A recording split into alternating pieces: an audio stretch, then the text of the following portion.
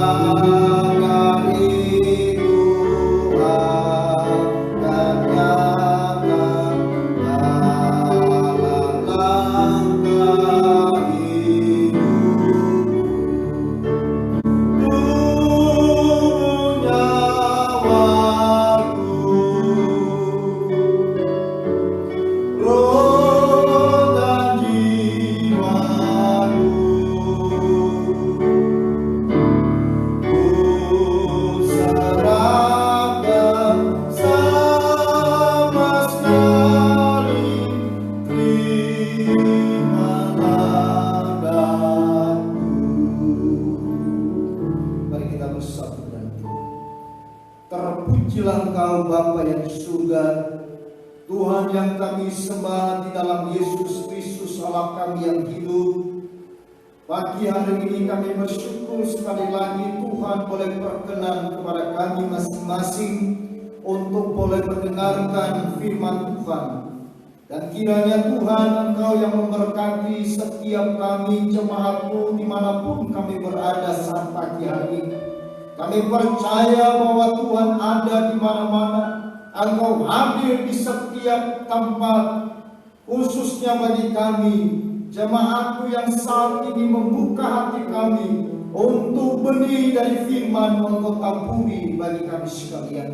Maka dari itu tolonglah kami Roh Kudus, supaya kami boleh mengerti, memahami kebenaran firman yang sebentar kami akan dengarkan bersama. Terjemahkanlah ia di dalam hati kami, jelaskan yang lebih mendalam lagi dalam pemahaman dan pengertian kami, sehingga kami boleh bertumbuh dan berbuah-buah di dalam kebenaran sabda-Mu. Terima kasih Tuhan, kami serahkan jam pemberitaan firman Allah ini ke depan, di dalam satu nama, yaitu nama Tuhan kami Yesus Kristus kami berdoa. Amin. Shalom Bapak Ibu dan saudara-saudara sekalian. Mari kita membuka firman Tuhan kita pada pagi hari ini yang terambil di dalam kitab Ayub pasal yang kelima ayat yang ke-8. Ayub pasal yang kelima ayat yang ke-8. Demikian sabda Tuhan. Tetapi aku, tentu aku akan mencari Allah, dan kepada Allah aku akan mengadukan perkaraku. Saya ulangi membaca. Tetapi aku, tentu aku akan mencari Allah, dan kepada Allah aku akan mengadukan perkaraku. Amin. Saudara-saudara yang dikasihi oleh Tuhan, manusia yang hidup di dunia ini tidak akan pernah luput dari masalah, dari kesulitan, dari sakit penyakit, serta perjuangan hidup. Ada hal-hal dalam hidup yang tidak bisa kita kontrol, dan ada pula hal-hal yang bisa kita kontrol. Hal-hal yang tidak bisa kontrol, misalnya waktu, kita tidak bisa mengontrol waktu. Juga lahir di mana, manusia juga tidak bisa mengontrol atau menentukan di mana dia lahir dan kepada siapa dia lahir. Demikian juga kejadian-kejadian yang akan terjadi dengan kita. Segala sesuatu yang akan terjadi kita juga tidak bisa kontrol. Termasuk saudara-saudara misalkan dengan corona ini. Kejadian pandemi corona yang melanda dunia ini. Ini membuktikan bahwa ini adalah sesuatu yang tidak bisa dikontrol oleh manusia. Ini adalah kejadian-kejadian terjadi pada manusia, pada dunia ini, yang tidak bisa dikontrol. Yang bisa kita kontrol adalah bagaimana kita menggunakan waktu dengan baik, bagaimana kita menyikapi dan menyalami hidup ini.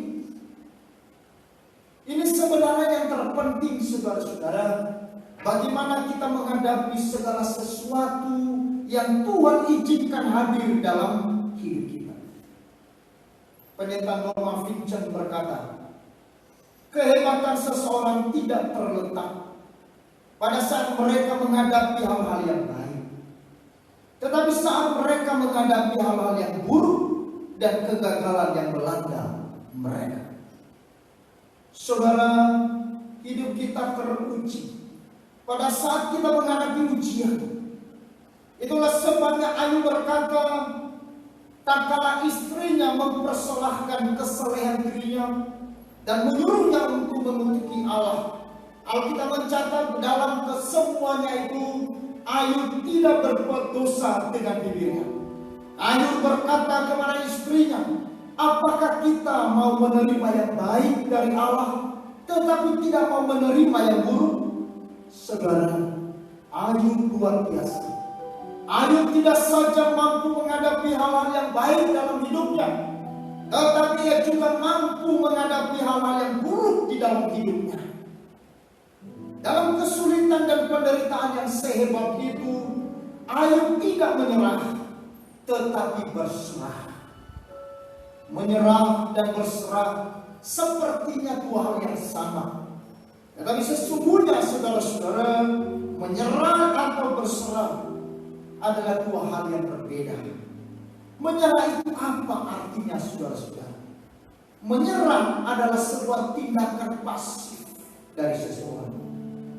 Menyerah itu juga bisa diartikan sebagai sikap yang pasrah, sikap yang pesimis, sebuah tindakan yang tidak bisa berbuat apa-apa, dan pikiran negatif. Menyerah itu artinya juga dia kehilangan kekuatan dan semangat dalam hidup. Itu adalah orang yang menyerah. Tetapi berserah itu adalah sebuah tindakan yang aktif yang dilakukan oleh seseorang.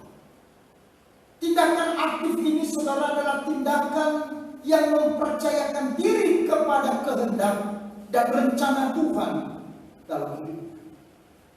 Berserah ini juga artinya mengikuti atau mentaati pimpinan Tuhan dalam hidup kita dengan pikiran yang positif serta semangat yang penuh dengan kasih. Penderitaan Ayub tentu kita sudah tahu betapa sukar, betapa sengsara, betapa sulitnya Ayub. Tetapi Ayub berkata,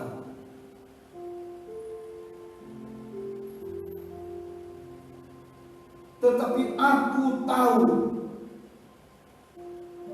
dan tentu aku mencari Allah, dan kepada Allah aku akan mengadukan perkara. Ayub dia bukan seorang manusia yang cengeng. Ayub bukan seorang yang lari dari masalah. Ayub juga bukan seorang yang mengkambing hitamkan orang lain, apalagi Tuhan, tak kalah kesulitannya sedang dihadapi.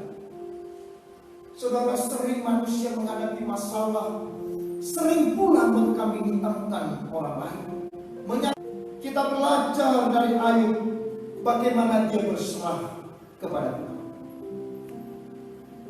Yang pertama, Ayub mengenal siapakah Tuhan.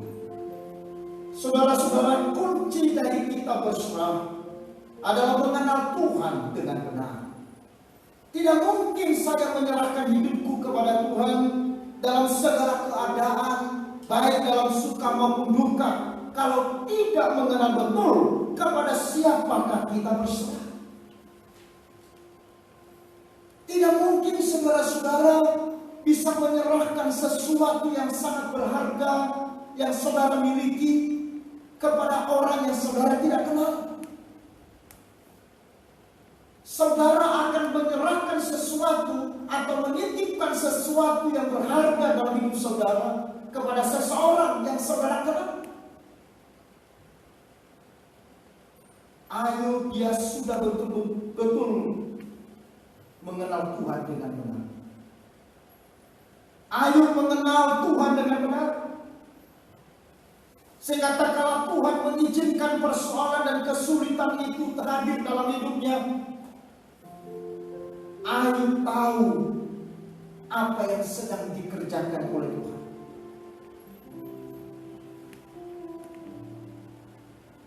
Itulah sebabnya saudara-saudara, ketika Ayub menghadapi kesulitan yang sehebat itu, kemudian Ayub katakan di dalam pasal 1 ayat 21, Tuhan yang memberi, Tuhan yang mengambil, terpujilah nama Tuhan.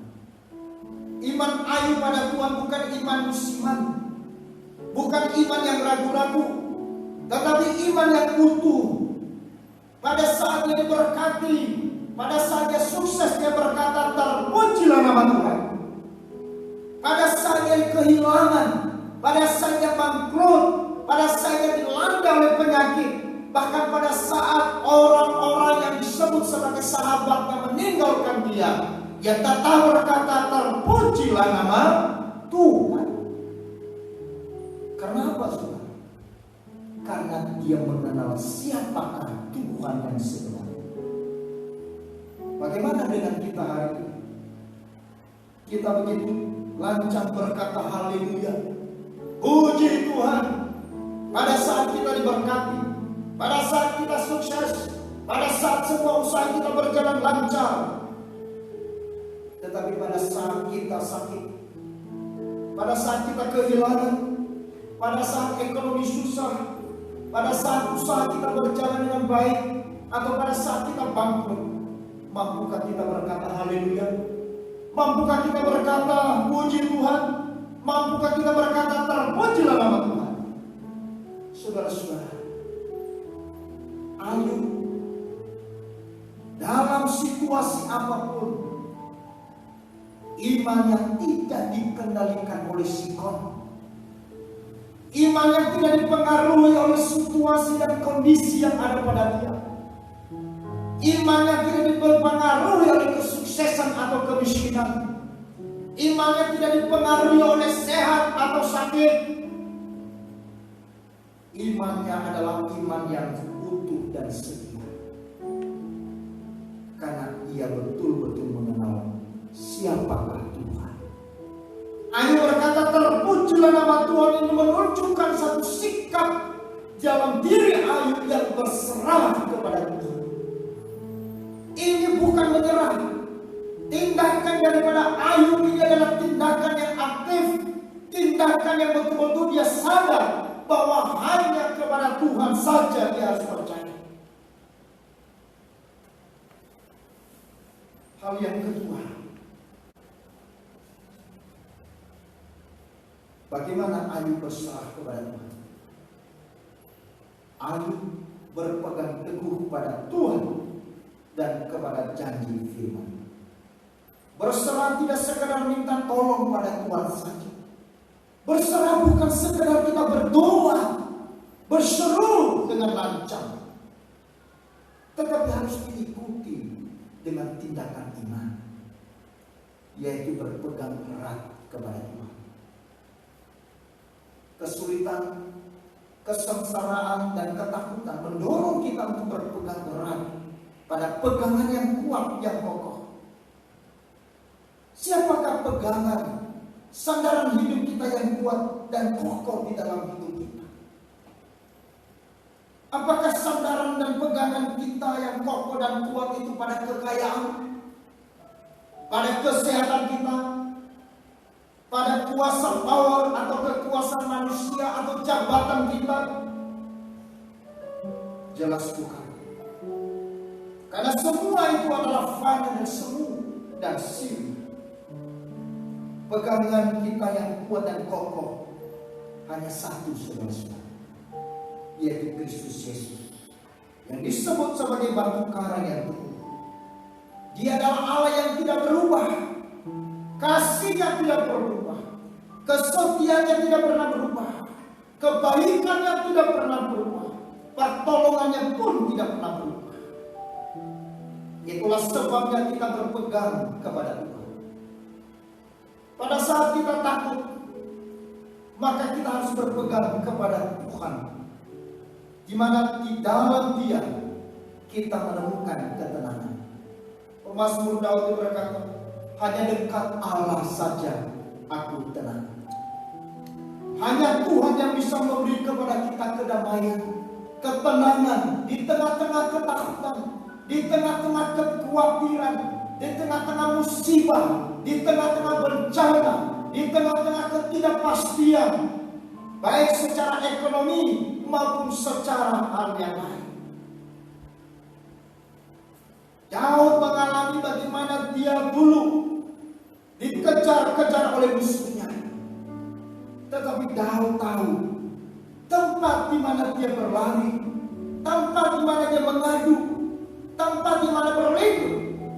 Dan tempat itu ditemukan di dalam Sang Gembala yang ada, yaitu Kristus. Sehingga Ayub berkata, sekalipun aku berjalan di dalam lembah kekelaman, aku tidak takut, sebab Engkau besertaku. Saudara-saudara, berserah artinya kita berpegang erat kepada Tuhan. Saudara-saudara, berpegang erat kepada Tuhan itu juga artinya, saudara-saudara, bahwa kita sedang meyakini akan janji firman Tuhan. Berserah artinya meyakini akan janji firman Tuhan, meyakini bahwa janji firman Tuhan adalah ya dan amin. Pada saat Tuhan berkata, serahkanlah hidupmu kepada Tuhan dan percayalah kepadanya, dan Ia akan bertindak.